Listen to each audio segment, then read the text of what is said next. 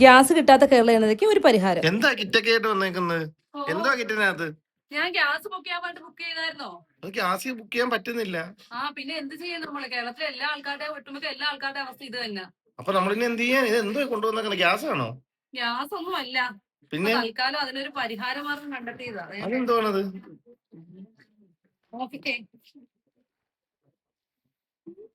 Gas ഇല്ലാത്തതെങ്കിൽ നമുക്ക് ജീവിക്കണ്ടേ?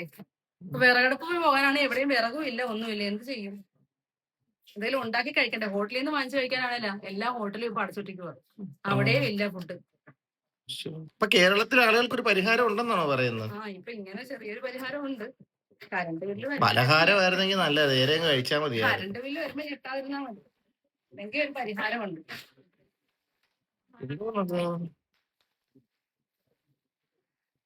മനസ്സിലായില്ല? ഇൻഡക്ഷൻ കുക്കറാണോ?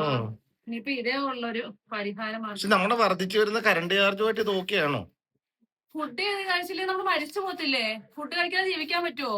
അത് വെച്ച് നോക്കുമ്പോ കറണ്ട് ബില്ല് നോക്കുവോ ആരെങ്കിലും? എന്തെങ്കിലും കഴിക്കണ്ടേ? അപ്പൊ ഓക്കെ, അക്സെപ്റ്റ്. വാങ്ങിയതാ. എന്താ പിന്നെ നമ്മള് കുക്കറൊക്കെ വാങ്ങിച്ചു വെച്ചിരിക്കുന്നത് ഇതിനകത്ത് വർക്ക് ചെയ്യുന്ന ആയതുകൊണ്ട് കുഴപ്പമില്ല. നമ്മുടെ പാത്രങ്ങളൊക്കെ ഇത് അറിയാതെ തന്നെ വാങ്ങിച്ചു വെച്ചിട്ടുണ്ട് നേരത്തെ, അതുകൊണ്ട് കുഴപ്പമില്ല.